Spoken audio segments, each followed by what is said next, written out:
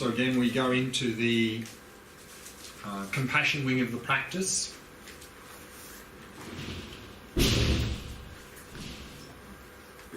And at the foundation level for the compassion wing of the practice, remember, we looked at these 4 qualities called the 4 immeasurables: loving kindness, compassion, empathetic joy, equanimity. And this is at the foundation level in all Buddhist traditions, these 4 immeasurables. Often in the Theravada tradition, these are called the 4 Brahma Viharas. And then we went on to look at how in the Mahayana Buddhist traditions, where the final goal of the spiritual path is not simply liberation from suffering for ourselves, but this further goal of enlightenment, so that we can help to liberate everyone else from suffering as well. And we saw there that we're building on these 4 measurables to another level, this level of aspiration called bodhicitta. So body was enlightenment, chitta was mind. Bodhicitta, literally mind of enlightenment. It's the mind which aspires to enlightenment for the benefit of others, to help others. And we saw there that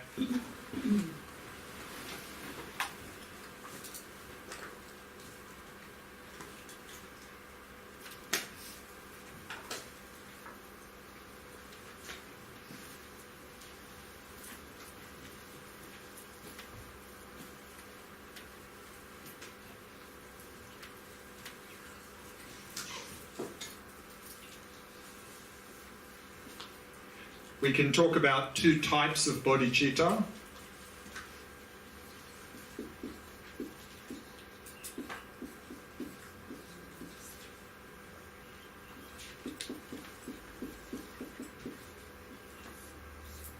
Or really sort of 2 stages.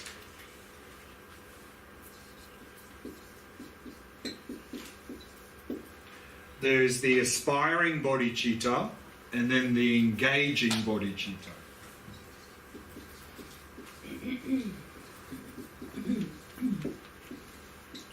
So the difference, of course, is that the aspiring bodhicitta, the analogy often given here is that if we want to go somewhere, first we need to develop the wish to go there, and then we need to actually take steps to go there.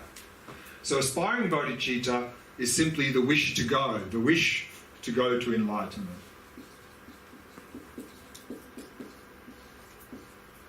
Whereas engaging bodhicitta is then all the practices that we do on the basis of this aspiration that actually can help us move towards that goal.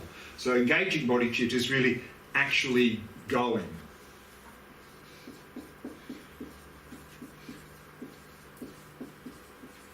And of course, in the Mahayana, when we talk about actually going, the practices, remember, were those 6 perfections practices.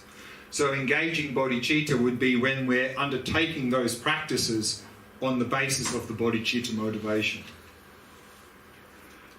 And we saw that to develop this aspiring bodhicitta, 2 main methods were taught in India and Tibet. The 7 cause and effect method and the equalizing and exchanging self with others method. And we're mainly here focusing on the equalizing and exchanging self with others, even though historically that was considered the more difficult of the 2 approaches. I think in our modern society, often that's the one that's more effective because it's directly targeting the selfish mind, which I think is quite strong in the modern world. And we saw that in the equalizing, exchanging self with others approach, there were 5 steps: equalizing ourselves with others, and then the 2 steps of reflecting on the disadvantages of self-cherishing and the advantages of cherishing others. On that basis, the 4th step was this exchanging self with others, replacing our selfish motivation with the motivation of cherishing others as much as we can now. And then the 5th step was this practice of Tong Len, giving and taking, which I want to speak about a little bit more now, shortly. But before that, 2 points. The first is sometimes we also have another presentation of what's called the 2 bodhicittas.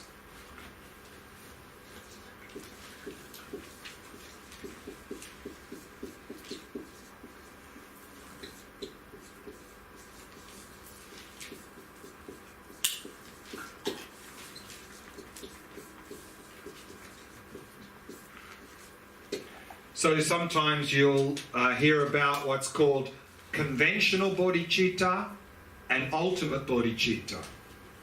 So when you hear someone talk about conventional bodhicitta, it's this. Is the wish to go. So this is what we're looking at here now, this developing this aspiration for enlightenment for the benefit of others. That's conventional bodhicitta. Ultimate bodhicitta is a realization of emptiness with a bodhicitta motivation.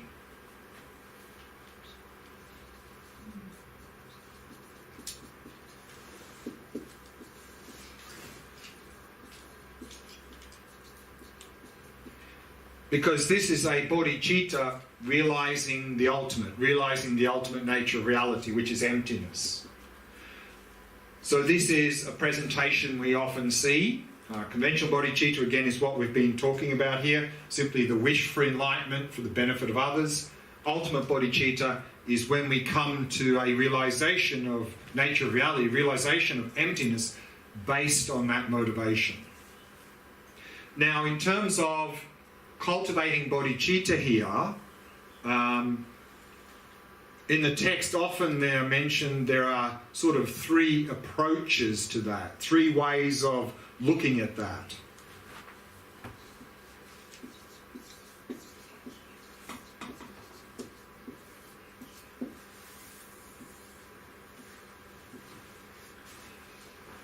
And the first approach is what's called king-like bodhicitta.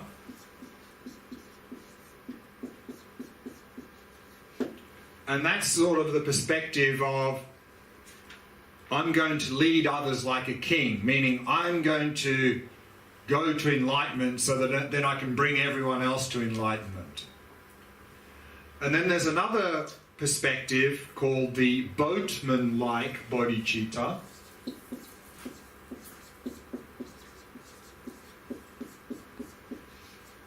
Which is like the analogy of being in a boat with a lot of people and you are guiding the boat across a stream. So that's the idea that I'm going to take everyone with me to enlightenment together. And then there's a third way of approaching this, and that is called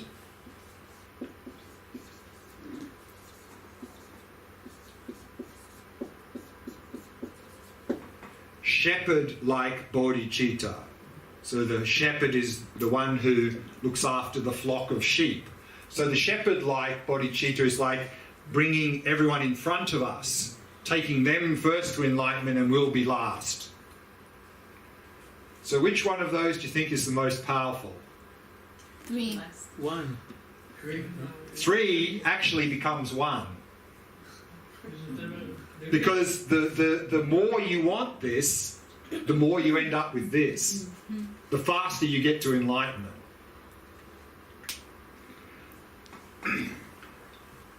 Now, this Tonglen meditation, which we did yesterday,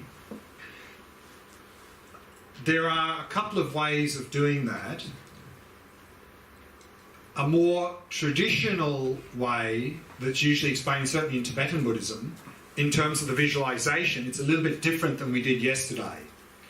So often, in a more traditional explanation of this practice coming from at least Tibetan Buddhism, the first half, when we're taking the suffering, so we do the smoke in the body, and then we bring that into that light at the heart.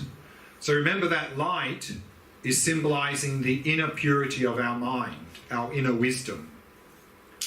And so the symbolism of this visualization is that that black smoke is dissolved in the light, because it's the light of wisdom which dissolves or eliminates mental afflictions and suffering. So that's the symbolism there.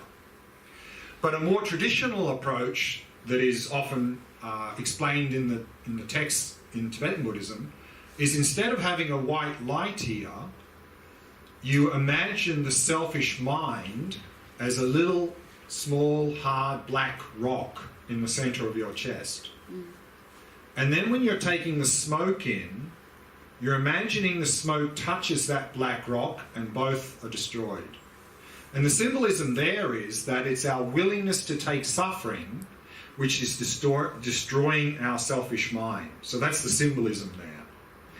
Now, normally I teach the method we did yesterday, and this one I don't really teach so much anymore, for the reason that in our modern world, we have this obsessive focus on the negative, and usually with cognitive fusion. We wrongly identify with negative aspects of ourselves and others. So then sometimes when people do this black rock here, they identify with it and go, oh yeah, I'm really terrible, I'm terrible, I'm terrible.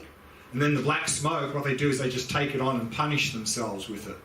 Hold on to that, because I'm bad, I need to be punished. So that's not the practice. And so to avoid that and to really have a balanced view, and particularly this visualization of the light, not only are we focusing on the positive aspects, but also that is touching on a deep perspective we can use. I think I mentioned this already, maybe earlier in the retreat. The dirty window, did I talk about that? Yeah. So in the spiritual path, we can have at least two perspectives. And very often in many Buddhist traditions, we have the perspective of, here I am now, there's the goal of nirvana enlightenment, these are the things I need to do to create the causes to achieve that goal there. Whereas equally valid perspective is the enlightenment, there is a Buddha within already. All I need to do is remove the dirt of the mental afflictions to reveal what's already present. And that's the sort of perspective we're taking here. That light is not some sort of potential for enlightenment, but it's the fully enlightened state. And that can be very powerful to have that perspective. And so that's what we've been using in the meditation. So what we're going to do now is do a Tonglen practice, and I want to do, a bit like this morning, I want to do 2 15-minute sessions with a little 2-minute break in the middle. And then after the meditation, I want to look at how we can practically apply this Tonglen practice in daily life. And there are a number of ways we can do that. And we'll look at that after the meditation, but let's do the meditation first. So 2 15-minute sessions with a 2-minute break in the middle.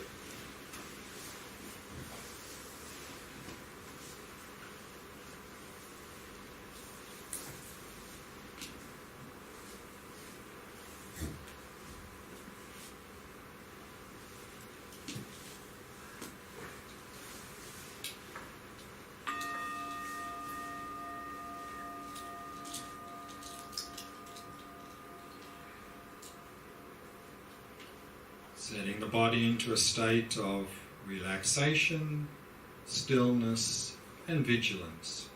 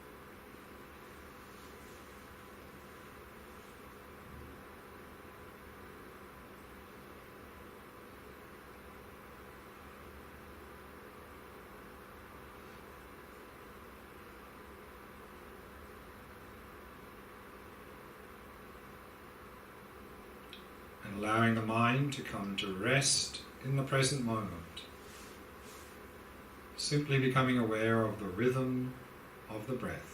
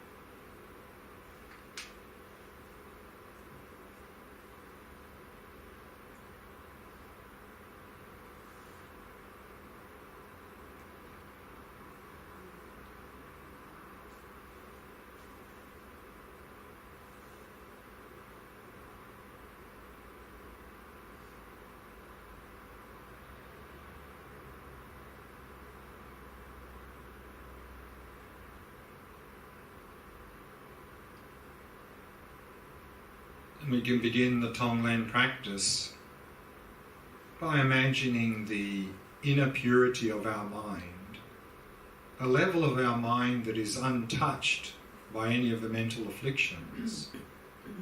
To imagine this in the form of a small, white, radiant sphere of light in the centre of your chest, at the level of your heart.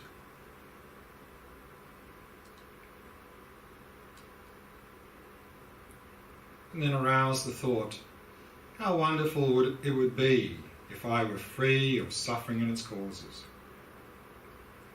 May I be free of all suffering and its causes.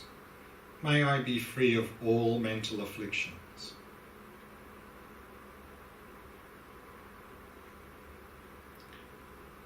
And then bring to mind one mental affliction that causes you so much suffering. One that you'd really like to reduce and eliminate. It could be craving, attachment, jealousy, anger, anxiety. So just pick one.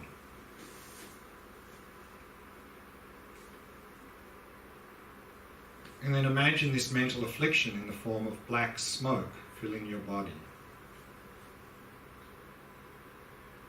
And with each in-breath, imagine drawing that black smoke into the sphere of light at your heart, completely dissolving it there. So with each in-breath, breathe in with compassion, dissolving and extinguishing this mental affliction at your heart, dissolving it into your inner wisdom.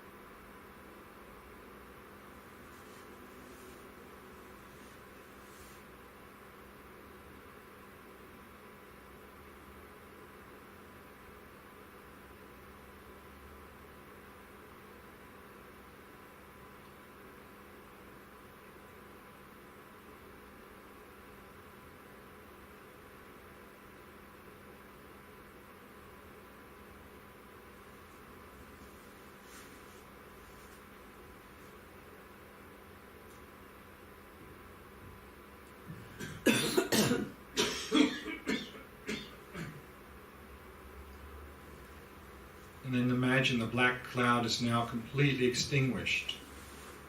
And now you're completely free of this mental affliction. And simply rest in that freedom. Rest in that purity.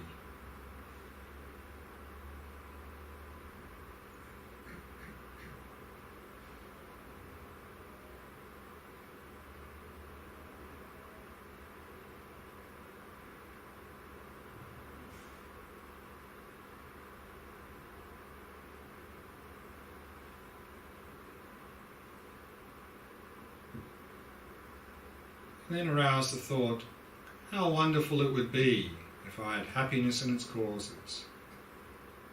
May I be truly well and happy.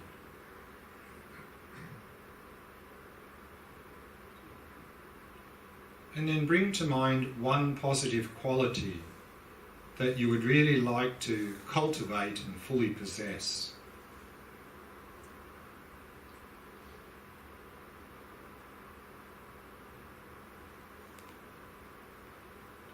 And then with each out-breath, imagine rays of light radiating out from the sphere of light at your heart, filling your body and mind,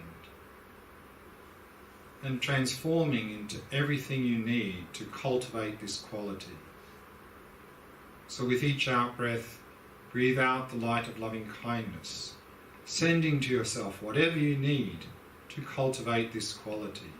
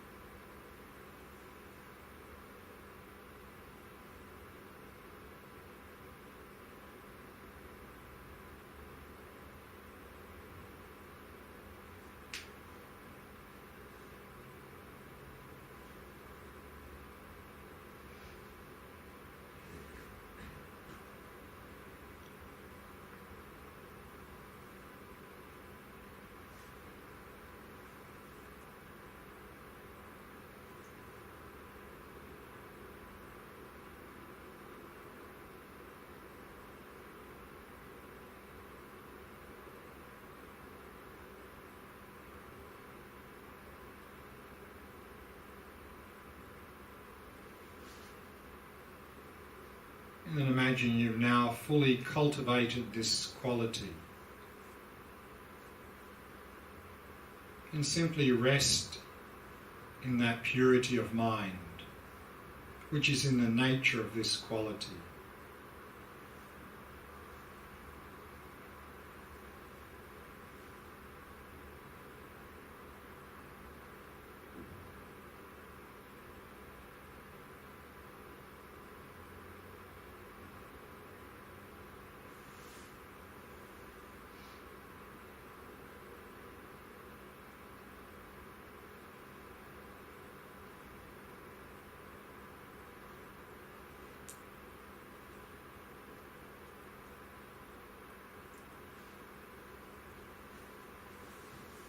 And then allow your field of loving kindness and compassion to expand out to the person seated next to you. They are just like yourself in wanting to be happy and wanting to be free of suffering. So arouse the thought, how wonderful it would be if they were free of suffering and its causes. May you be free of all suffering and its causes. May you be free of all mental afflictions.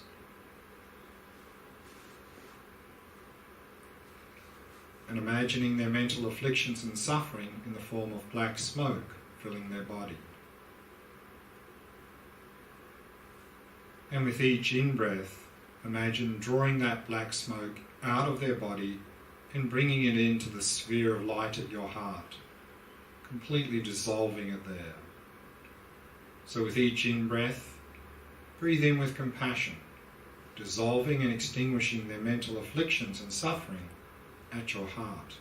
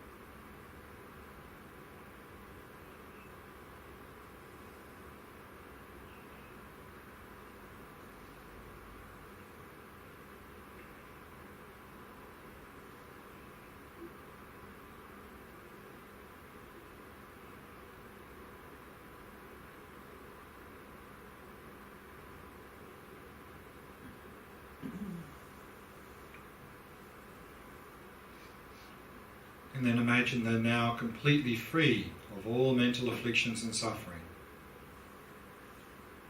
And take joy in this.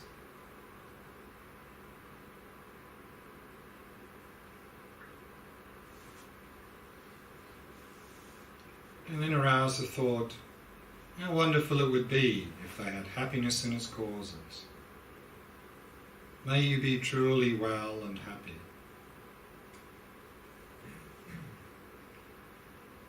And with each out-breath, imagine rays of light radiating out from your heart and filling their body and mind, and transforming into everything they need to be happy.